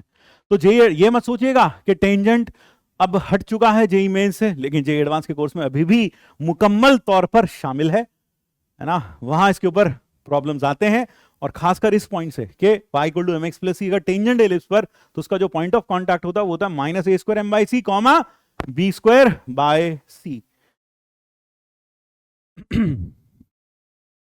अगर मान लीजिए tangent to this passes through the point h comma k, तो एक पॉइंट से, एक एक्सटर्नल पॉइंट से आप मैक्सिमम कितनी टेंजेंट्स बना सकते हैं इलिप्स के ऊपर, दो टेंजेंट बना सकते हैं, एक स्लोप m1 की और एक स्लोप m2 की। और उनके स्लोप्स के बीच का जो रिलेशन होगा वो क्या होगा, m1 प्लस m2 होता है 2h के upon h square minus a square, और m1 m2 k square minus b square upon h square minus a square. ये जो दो रिलेशंस हैं ये इंपॉर्टेंट है। आप इन दो रिलेशंस की मदद से एक ऐसे पॉइंट का लोकस, P पॉइंट का लोकस निकाल सकते हैं, such that tangents drawn from it enclose an angle beta between them. यानी कल को आपको कहा जाए कि ऐसे पॉइंट का लोकस बताइए जिससे बनी हुई टेंजेंट्स के बीच का एंगल 60 डिग्री हो, तो आप क्या करेंगे, उस पॉइंट P को h कॉमा k मानेंगे और tan बीटा की जगह tan 60 डिग्री लिखेंगे। तो tan स्क्वायर 60 डिग्री होगा m1 minus m2 upon 1 plus m1 m2 का होल स्क्वायर, क्योंकि एंगल बिटवीन टू लाइंस क्या होता है, m1 minus m2 upon 1 plus m1 m2। और क्योंकि मैंने tan स्क्वायर 60 डिग्री बोला तो आप उसके समय लिखोगे m1 minus m2 upon 1 plus m1 m2 का होल स्क्वायर। ऊपर जो m1 माइनस m2 है उसे आप लिख दोगे m1 प्लस m2 का whole square minus 4m1 m2, क्योंकि बचपन से हम जानते आए हैं अल्फा माइनस बीटा का होल स्क्वायर होता है अल्फा प्लस बीटा का whole square minus 4 alpha beta. तो वही लगाएंगे और m1 प्लस m2 की वैल्यू ये रख देंगे और m1 m2 की वैल्यू ये रख देंगे, और जैसे ये रखेंगे हमारे पास h और k में रिलेशन आ जाएगा। हंसता मुस्कुराता हुआ लोकस आपकी नजरों के सामने होगा। ठीक है, अब आते हैं डायरेक्टर सर्कल ऑफ एलिप्स पर। अगर मैं डायरेक्टर सर्कल ऑफ एलिप्स की बात करूं, यह एक ऐसे पॉइंट का लोकस है जिससे बनी हुई टेंजेंट्स के बीच का एंगल 90 डिग्री होता है।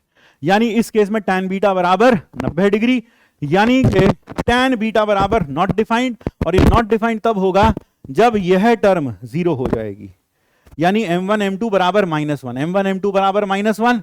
तो आप खुद देखें इक्वेशन क्या आ जाती है, इक्वेशन आ जाती है ऑक्सिलरी सर्कल की, डायरेक्टर सर्कल की, x square plus y square equal to a square plus b square. That is the equation of auxiliary director circle. यानी कि इस सर्कल के किसी पॉइंट से भी अगर आप टेंजेंट बनाते हैं इलिप्स पर, वो दोनों के बीच का एंगल 90 डिग्री होना स्वाभाविक है।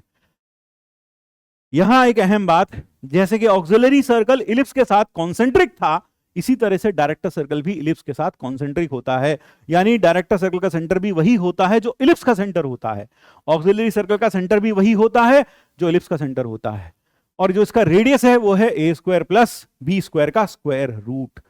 और यहां देखने वाली एक और आश्चर्यजनक बात यह है कि अगर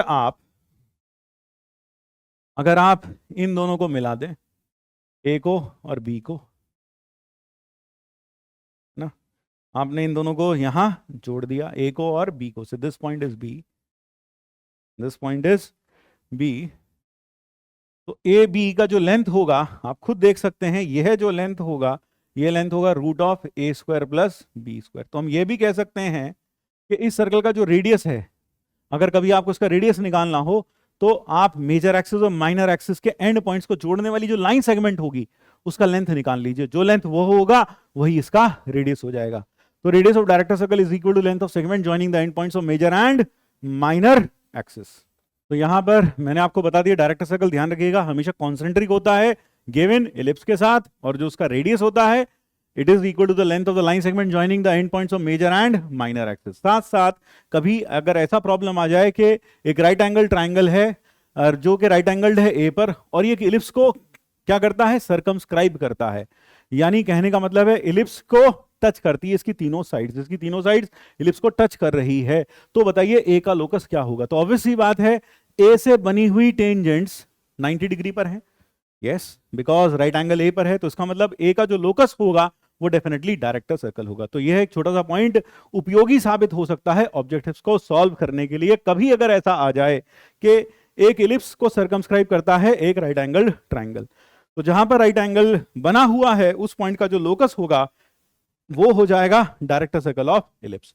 अब बात करते हैं नॉर्मल फॉर्म की। नॉर्मल भी यहां पर तीन तरीके की है, कार्टेशियन फॉर्म, पैरामेट्रिक फॉर्म और साथ में स्लोप फॉर्म। तो सबसे पहले कार्टेशियन फॉर्म देखते हैं। Equation of normal at x1 y1 it is given as a square x upon x1 minus b square y upon y1 is equal to a square minus b square. That is the equation of normal, और यही form सबसे ज्यादा use होती है, यही form सबसे ज्यादा use होती है इलिप्स में, और साथ साथ यह फॉर्म भी यूज हो जाती है। Equation normal at a cos theta b sin theta is given as a sec theta ax sec theta by cosec theta is equal to a square minus b square. Theta is not equal to n pi by 2. Theta किसके बराबर नहीं है? n pi by 2 के बराबर नहीं है। बल्कि अगर आप चाहें तो आप इस नॉर्मल को ax sin theta minus b y cos theta is equal to a square minus B square by 2 sign 2 theta भी लिख सकते हैं। जरा देख लो, ऐसे लिख सकते हैं कि नहीं लिख सकते, है ना? A x upon sin theta minus b y upon minus b y a x sin theta minus b y cos theta is equal to a square minus B square upon sin upon 2 sign 2 theta. इस case में अब theta आप चाहे कुछ भी ले लो, तो you can take theta to be an belonging to R in this case. So that is the equation of normal at point P theta in parametric form. नीचे कमेंट बॉक्स में मुझे लिख के बताइएगा इस फॉर्म में n पाई बाई 2 को theta achieve क्यों नहीं कर सकता। नीचे कमेंट बॉक्स में लिख के बताइएगा। इसका जो रीजन है वो है क्लास में बहुत अच्छे से बताया गया है आपको। एक चीज और याद रखिएगा, किसी एक गिवन पॉइंट से मैक्सिमम 4 नॉर्मल बन सकती हैं, किसी एक गिवन पॉइंट से मैक्सिमम 2 टेंजेंट बन सकती हैं, और नॉर्मल कितनी बन सकती है इलिप्स पर? मैक्सिमम 4। पैराबोला केस में किसी गिवन पॉइंट से मैक्सिमम कितनी नॉर्मल बन सकती हैं? कमेंट बॉक्स में बताओ जल्दी से, अभी अभी लिखो, अभी पैराबोला में किसी भी गिवन पॉइंट से maximum number of normals that you can draw is how much? Tell me in the comment box. लेकिन इलिप्स के केस में किसी एक गिवन पॉइंट से मैक्सिमम 4 नॉर्मल्स आप बना सकते हैं, और वह जो 4 नॉर्मल्स बनेंगी, मान लो P पर, Q पर, R पर, S पर बनी हुई नॉर्मल्स एक ही पॉइंट P से पास करती हैं, तो जैसा कि पैराबोला में था वहां हमने पी क्यू आर या फिर जो पॉइंट्स थे एबीसी उनको हमने बोला था को नॉर्मल पॉइंट्स। इसी तरह से इलिप्स में भी अगर 4 पॉइंट्स पर बनी हुई नॉर्मल एक ही पॉइंट से पास होती है तो इन चारों पॉइंट्स को क्या बोला जाता है? इन चारों पॉइंट्स को बोला जाता है को नॉर्मल पॉइंट्स। और इनकी एक छोटी सी स्पेशलिटी होती है कि इनके एसेंट्रिक एंगल्स का सम होता है 2n + 1 pi. The sum of their eccentric angles is 2n + 1 pi. Remember this fact, ये फैक्ट याद रखिए। इनफैक्ट इस चीज का जो हमने, इस रिजल्ट का जो प्रूफ है वो हमने क्लास में भी किया है। मुझे उम्मीद है याद आ गया होगा तुमको, ठीक है? Alpha plus beta plus gamma plus delta is equal to 2n + 1 pi. तो निचोड़ क्या हुआ? एक गिवन पॉइंट से मैक्सिमम कितनी नॉर्मल बन सकती है इसके ऊपर? 4। जिन पॉइंट से नॉर्मल बनती हैं, जो सारी की सारी एक गिवन पॉइंट h, k से पास होती हैं, वो चारों पॉइंट्स इलिप्स के ऊपर कहलाते हैं कोनॉर्मल पॉइंट्स। और उनकी खासियत क्या होती है? उनके एसेंट्रिक एंगल्स का जो सम होता है वो 2n + 1 पाई के बराबर होता है। स्लोप फॉर्म ऑफ नॉर्मल, तो ध्यान रखिएगा 2 ही फॉर्म ऑफ नॉर्मल सबसे इंपॉर्टेंट है, एक तो पैरामेट्रिक फॉर्म और दूसरा है Cartesian form. Slope form of normal is सेल्डमली used, बल्कि मैं तो यही कहूंगा इतनी गंदी फॉर्म याद रखने से अच्छा तो यह है कि आप एओडी का यूज करके इक्वेशन ऑफ नॉर्मल लिख लीजिए। तो equation of normal of slope m is given by y = mx + -m * a² - b² upon √a² + b² m²। That is how the normal of slope m can be written to this ellipse. Condition of normality c² बराबर ये होना चाहिए, ये c होना चाहिए। तो सी square बराबर ये होना चाहिए। और यह नॉर्मल किस पॉइंट पर ड्रॉ की गई है? Minus a square by c, a square minus B square by m, और minus B square c upon a square minus B square, इस पॉइंट पर ड्रॉ की गई है। तो इस वाले फॉर्म में मैं यही कहूंगा बेटर यूज एओडी। कभी स्लोप का भी यूज आ जाए तो एओडी का यूज कर सकते हैं, डीवाई बाई डी एक्स का यूज कर सकते हैं। अब कुछ कॉमन आर्टिकल्स, मैंने आपको बताया था सर्कल में, पैराबोला में, इलिप्स में कुछ ऐसे आर्टिकल्स हैं जो पूरे कोनिक्स में सेम रहेंगे, जैसे chord of contact. Chord of contact की इक्वेशन पैराबोला में t बराबर 0, सर्कल में भी t बराबर 0, इलिप्स में भी t बराबर 0 ही होती है। t का मतलब उस तरह से लिखें जैसे टेंजेंट लिखी जाती है, यानी कि अगर मान लो मैंने एक एक्सटर्नल पॉइंट P से x1 y1 से मैंने इस पर टेंजेंट्स बनाई, तो ये जो QR है ये कॉर्ड ऑफ कॉन्टैक्ट कहलाएगी, और इसकी जो इक्वेशन होगी वह क्या होगी? इसकी इक्वेशन होगी, t जो एक्सप्रेशन होता है वह होता है x1 upon a square plus y1 upon b square minus 1। s क्या होता है? याद रखिए s होता है equation of curve, x square plus y square, जो कि इस केस में इलिप्स है। पैराबोला में ये होता है वाई स्क्वायर माइनस 4ax या फिर एक्स स्क्वायर माइनस 4ay, और s1 का मतलब होता है उस पॉइंट को उठाकर इक्वेशन में पुट कर दीजिए, दिस इज s1, ये s1 है। तो equation of chord of contact t बराबर 0, equation of pair of tangents drawn from p x1 y1 is ss1 is equal to t square, chord with given mid point t equal to s1। यह याद रखना बिल्कुल भी मुश्किल नहीं है, क्योंकि सर्कल में भी यही था, पैराबोला में भी यही था, और इलिप्स में भी यही है, और हाइपरबोला में भी यही होगा। तो ये चीज याद रखेंगे। फिर आता है डायामीटर। डायामीटर मैंने आपको बताया था, डायामीटर एक ऐसी कॉर्ड जो सेंटर से पास होती है उसे डायामीटर कहते हैं, लेकिन उसकी डेफिनेशन अगर देखी जाए तो diameter is the locus of the mid points of series of parallel chords. बिल्कुल ऐसी डेफिनेशन हमने शायद पैराबोला में भी देखी थी। तो it is the locus of mid points of series of parallel chords, यानी अगर आप कॉर्ड्स के मिड पॉइंट्स का लोकस देखें, ये पैरेलल कॉर्ड्स हैं, इनके ये series of parallel chords of slope m, तो इनके मिड पॉइंट का जो लोकस होता है वह डायामीटर होता है, और डायामीटर जो होगा वह होगा, है ना, तो diameter of series of parallel chords, diameter of series of parallel chords of slope m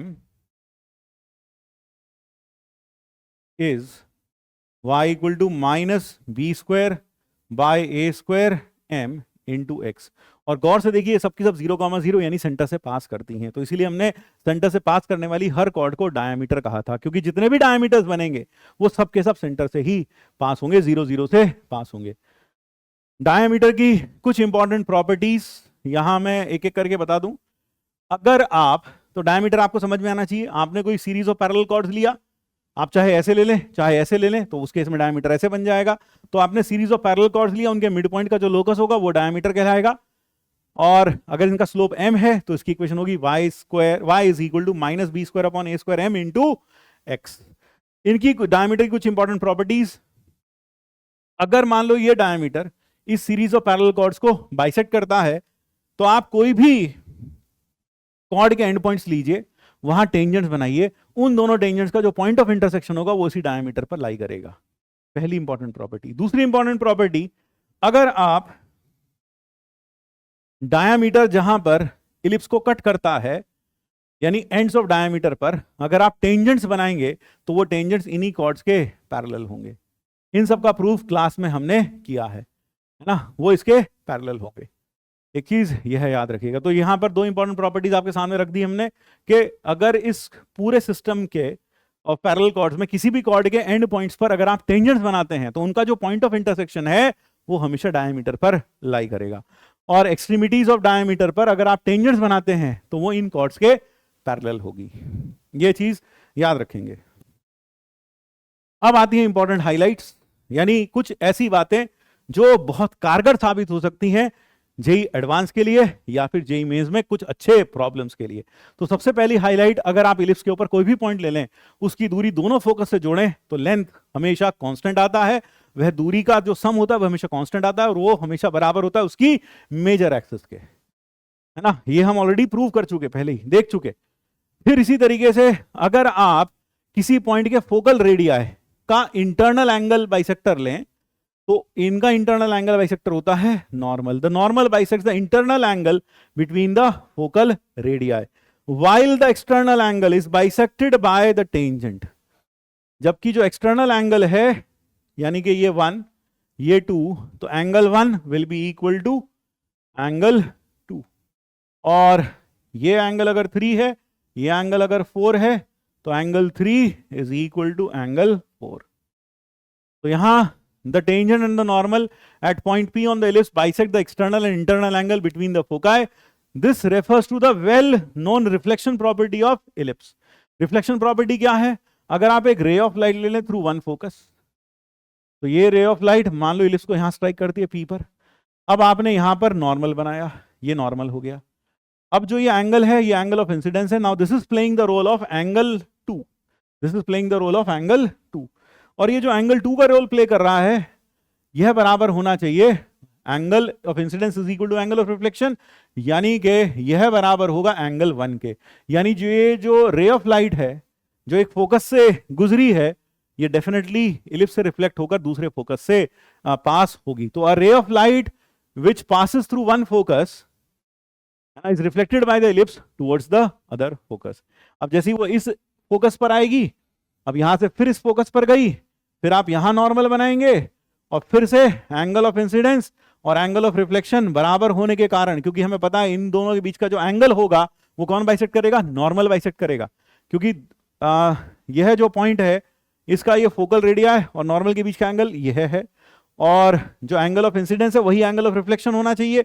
तो जिस एंगल पर ये रे ऑफ लाइट आई है उसी एंगल पर नॉर्मल के साथ ये रिफ्लेक्ट हो जाएगी और ये पास होगी दूसरे फोकस से.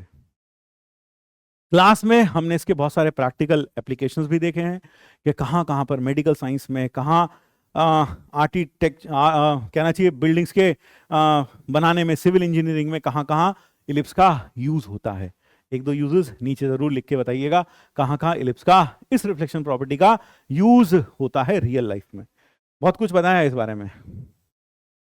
फिर आते हैं हाईलाइट 3 पर. यह बहुत इंपॉर्टेंट है कि अगर आप किसी भी टेंजेंट पर, इलिप्स की किसी भी टेंजेंट पर परपेंडिकुलर डालें दोनों फोकस से, तो ये जो परपेंडिकुलर के फुट होंगे ये हमेशा ऑक्सिलरी सर्कल पे लाई करेंगे, और साथ साथ इनके लेंथ का जो प्रोडक्ट होगा वह बी स्क्वायर के बराबर होगा. It will be equal to b square. यानी कि दो चीज हो गई. Foot of perpendicular, the product of the length of perpendicular from the foci on any tangent to ellipse is b square, यानी कि s f into s dash f dash. ये हमेशा कांस्टेंट होता है और किसके बराबर होता है? सेमी माइनर एक्सिस का स्क्वायर के बराबर. सेमी माइनर एक्सिस के स्क्वायर के बराबर. ध्यान रखिएगा हमने इन सब में कहीं पर नहीं लिखा हॉरिजॉन्टल इलिप्स है कि वर्टिकल इलिप्स है, तो डेफिनेटली यह सारे रिजल्ट्स सब टाइप्स ऑफ इलिप्स में होल्ड करते हैं. और दूसरा एफ और F dash lie on auxiliary circle. Lie on auxiliary circle. So foot of perpendicular drawn from either foci on the tangent to ellipse at any point will lie on the auxiliary circle, the foot of perpendicular, and the product of the length of perpendiculars is equal to b square. Next, एक highlight थी जो parabola में हमने पढ़ी थी. यह एक ऐसी हाईलाइट है जो इलिप्स में, पैराबोला में और हाइपरबोला में तीनों में कॉमन है. और वो हाईलाइट क्या है? अगर आप किसी भी पॉइंट पर टेंजेंट बना लें और उसका इंटरसेप्टेड पोर्शन देखें between the point of contact and the directrix, then intercepted portion का मतलब ये वाला पार्ट जो कहां रह गया? जो इन दोनों के बीच रह गया. किन दोनों के बीच रह गया? पॉइंट ऑफ कांटेक्ट और डायरेक्ट्रिक्स के बीच रह गया, यानी ये वाला पॉइंट, ये वाला डिस्टेंस, ये इंटरसेप्टेड पोर्शन कहलाता है. पॉइंट ऑफ कांटेक्ट और डायरेक्ट्रिक्स, तो यह कॉरस्पॉन्डिंग फोकस पर 90 डिग्री का एंगल सबटेंड करेगा. इसी तरीके से यहां पर ये इंटरसेप्टेड पोर्शन है ना, किसके बीच में? पॉइंट ऑफ कांटेक्ट और डायरेक्ट्रिक्स. तो ये कॉरस्पॉन्डिंग फोकस, इस डायरेक्ट्रिक्स का फोकस ये है, तो इस पर ये 90 डिग्री का एंगल सबटेंड करेगा. बिल्कुल ऐसा ही आपने पैराबोला में भी पढ़ा था कि अगर पैराबोला में यह डायरेक्ट्रिक्स है और यह टेंजेंट है किसी पॉइंट पर बनी हुई, this is the tangent drawn at any point, तो यह जो टेंजेंट है, this tangent is going to subtend an angle of 90 degree at the corresponding at the focus. यहाँ तो फोकस एक ही है, तो यहाँ पर बिल्कुल ऐसा ही आपने पैराबोला में भी पढ़ा था, है ना। हाँ, वो डायरेक्ट्रिक्स है। इसी तरह से यही इलिप्स में है, यही हाइपरबोला में भी होने वाला है। Circle on any focal radii as diameter touches the auxiliary circle. अगर आप एक सर्कल बनाएं, circle on any focal radius as diameter, किसी भी पॉइंट का फोकल रेडियस ले लें, उसको डायमीटर लेकर अगर एक सर्कल बनाएं तो वह हमेशा ऑक्सिलरी सर्कल को टच करता है। जैसे आपको पता है किसी भी पॉइंट पी के दो फोकल रेडियाई होंगे, एक एसपी और एक एस डैश पी। अगर आपने एसपी को डायमीटर लेकर एक सर्कल बनाया तो ये ऑक्सिलरी सर्कल को टच करेगा। इसी तरह से एस डैश पी को डायमीटर लेकर सर्कल बनाया तो वह भी ऑक्सिलरी सर्कल को टच करेगा। ये सारे पॉइंट्स कहीं ना कहीं एडवांस में खासकर ज्यादा उपयोगी साबित हो सकते हैं। फिर हाईलाइट 6 पर आते हैं। Perpendicular from centre upon all chords which join the ends of two perpendicular any perpendicular diameters are of constant length. यानी कि अगर आपके पास ये दो डायमीटर्स हैं इस इलिप्स के, आपको पता है डायमीटर्स हमेशा सेंटर से पास होते हैं, तो ये जो दोनों डायमीटर्स हैं दोनों परपेंडिकुलर हैं। अगर आप इनके एंड पॉइंट्स को जोड़ दें, जैसे आपने आर को पी से जोड़ दिया, एक डायमीटर क्या है पी क्यू, एक डायमीटर है आर एस, आपने इसको एक कॉर्ड से जोड़ दिया, आपने इसको एक कॉर्ड से जोड़ दिया, तो यहां यह कहा गया है perpendicular from centre upon all chords which join the ends of any perpendicular diameter are of constant length. पढ़ के देखें क्या लिखा है, perpendicular from centre upon all chords which join the ends of any perpendicular diameters of ellipse are of constant length. यानी कि अगर मैंने यहां से परपेंडिकुलर डाला या फिर यहां से इस पर परपेंडिकुलर डाला, यह जो परपेंडिकुलर है इन कॉर्ड्स पर आरपी और क्यू एस पर, यह जो कॉर्ड परपेंडिकुलर का लेंथ है यह हमेशा कांस्टेंट आएगा। This will always be a constant, are of constant length. नीचे कमेंट बॉक्स में अगर आप इसकी लेंथ फाइंड कर सकते हैं तो जरूर मुझे बताइएगा इसकी लेंथ क्या होती है। इसकी लेंथ हमने क्लास में, लाइव क्लास में हमने इसकी लेंथ को डिराइव भी किया था। क्या किसी को याद है कैसे डिराइव किया था? अगर याद है तो नीचे कमेंट बॉक्स में लिखिएगा जरूर, ठीक है। एक बहुत अच्छी टेक्निक का यूज किया था हमने जिसका नाम है, मैं नहीं बताऊंगा, ये तुम बताना, ठीक है। हाँ, तो ये समझ में आया कि अगर कोई भी डायमीटर ले लें जो एक दूसरे के परपेंडिकुलर हो, जैसे मान लो अगर हमने ये बना दिया यहाँ और यहाँ ये बना दिया इधर, तो इसके ऊपर परपेंडिकुलर डाल दो और इसके ऊपर परपेंडिकुलर डाल दो, इन परपेंडिकुलर्स का लेंथ जो आएगा वह हमेशा कांस्टेंट होगा। तो देख लें एक बार, perpendicular from centre upon all chords which join the ends of any perpendicular diameters of ellipse are of constant length, constant length के होते हैं, ठीक है। Last but not the least, chord of contact of tangents drawn from any point on directrix passes through focus। यानी कि अगर आप directrix पर कोई भी पॉइंट ले लें और उससे आप इलिप्स के ऊपर दो टेंजेंट बनाएं, जैसे एक टेंजेंट ये बना दी और एक टेंजेंट यह बना दी, अब आप इसका कॉर्ड ऑफ कॉन्टैक्ट लिखें, ये कॉर्ड ऑफ कॉन्टैक्ट होगा तो पक्का ये फोकस से पास होगा। और यह काम आप दोनों डायरेक्ट्रिक्स के लिए कर सकते हैं। जैसे मान लो मैंने इस डायरेक्ट्रिक्स पर एक टेंजेंट बनाई, एक टेंजेंट ये बनाई, अब इन दोनों का मैंने कॉर्ड ऑफ कॉन्टैक्ट लिया, ये हो गया कॉर्ड ऑफ कॉन्टैक्ट। यह कॉर्ड ऑफ कॉन्टैक्ट हमेशा कॉरस्पॉन्डिंग फोकस से पास होगा। तो this is the important result, that if you take any point on the directrices and you draw tangents, pair of tangents from it to the ellipse, then the chord of contact will pass through the corresponding focus। ये चीज याद रखिएगा, important है। यहां पर आज हमने इस लेक्चर में कम से कम समय में, minimum possible amount of time में, हमने आपके सामने इलिप्स में जो भी हमने लाइव लेक्चर में एक एक चीज पढ़ी थी वह आपके सामने रखने में मुझे उम्मीद है सफल हुए हैं। आपने एक फटाफट, एक फास्ट टाइप का एक रिकैप कर लिया है। अब जरूरत है इस रिकैप को और सॉलिडिफाई करने की by means of attempting problems and PYQs.